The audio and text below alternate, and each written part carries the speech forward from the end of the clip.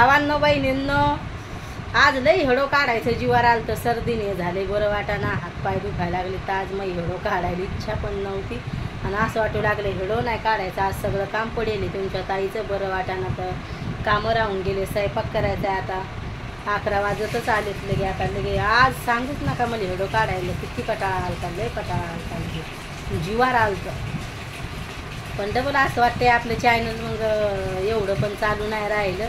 त्याच्यामुळं वाटते चला बापा टाकू द्या आता व्हिडिओ काढून, लय मेहनत करावं लागते. मग म्हणलं जाऊ द्या आता.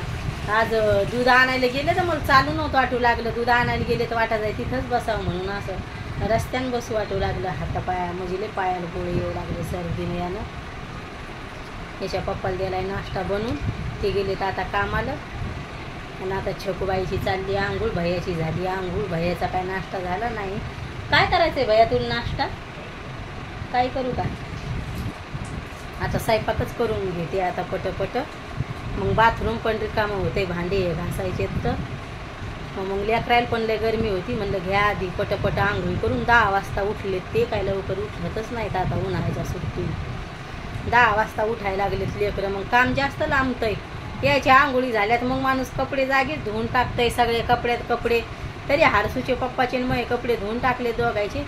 मग छकू आंघोळ करती, मग नंतर त्या दोघा भावाचे कपडे धुवून टाकते. मग मी स्वयंपाक आवरून घेत असते. आता थोडासा भात करते आणि चुनगुळ्याची भाजी करते.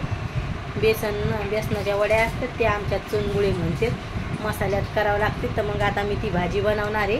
आज काय दारावर भाजीपाला नाही आला आणि बाजारला मग टमाटे हे आणायचे.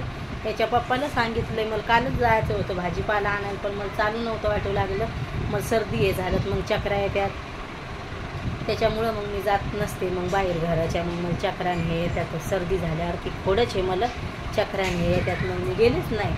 आणि असं पण मला चालू नव्हतं वाटू लागलं. भैयाला जर टमाटे आणायला पाठवलं ना तर भैयालाही मोठाले टमाटे घेऊन येतोय. त्याला समजत नाही. पहिलं यस मग म्हणलं भैया टमाटे आण, म्हणलं भैया जाय टमाटे घेऊन येतं. मग आमच्या भैयाने मोठाले टमाटे घेऊन आलता म्हणजे मग त्याच्यामुळं मग मी त्याला काय पाठवत नसते टमाटे हे आणायला. आणि छकू दिदीला मग इकडं शिटी असल्यामुळं ती पण नाही म्हणती. नंतर गावाकडे मग जातात लेकरं बाजारला. पण इथं तिला बळबळ न्यावं लागतंय. सुरतला चाल म्हणलं तर म्हणती नको. आणि भैया मग जात असतोय मित्रायला घेऊन. पण लय मोठाली एकदा त्याला पाठवलं, म्हणलं जाय भैया भाजीला. काय असंच मला बरं नव्हतं वाटू लागलं. भेंडी आणली तर ती लय निब्बर आणली मोठाली त्याच्या मित्रानं त्यानं. आणि टमाटे पण एवढाले घेऊन आले, बारीक टमाटे आणायचे. म्हणलं भैया तर म्हणे मला नाही समजत म्हणे, तरी घेऊन आलता ते. आणि आज पण भाजीला काय नाही तर म्हणलं चुनगुळ्याचीच भाजी करावं. याच्या पप्पाला काय आवडत नाही. बनवू का तर म्हणे बनव म्हणे. आणि हारसूला छकूला लय आवडती, छकूला भारी भाजी बनवती, तर तिलाच भाजी बनवायला लावीन. आणि भांडे घासून घेते तेवढे राहिलेले. अर्धे कपडे धुतले तर आता त्याचे दोघा भावाचे कपडे राहिले तर छकू धुवून टाकन. आता भैयाला म्हणलं कूलर बंद कर म्हणलं आणि टी व्ही बंद कर. हेडो काढायला लागले तर पंखा चालूच ठेवावा लागते. पंखा बंद असल्यावर लय गरमी होती हारसू भैया.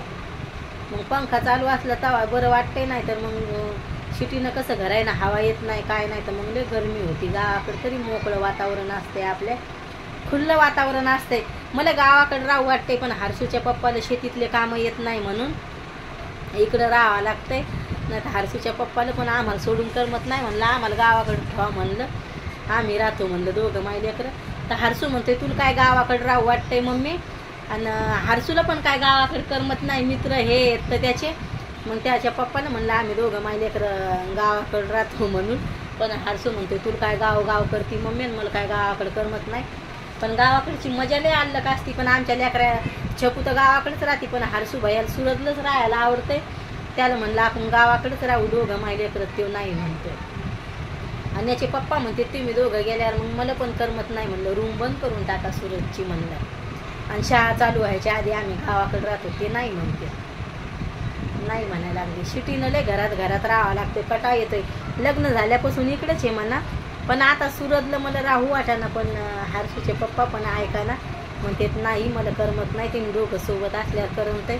आणि छकू तर तुम्हाला सांगेलच आहे गावाकडे शाळासाठी राहते म्हणून. गावाकडं खुल्लं वातावरण असतं, लय भारी वाटते गावाकडे राहायला. आणि इकडं सारखं घरात राहावं लागते म्हणून मग आता मला पण नाही राहू वाटत नाही मला इकडं पण. हारसू भैयाला मित्र हे सोडू वाटत नाही. आणि हरसू भैया म्हणतोय गावाकडले ऊन लागतंय मम्मी नको. आणि गावाकडं मी म्हणलं भैया किती खुल्लं वातावरण असतंय.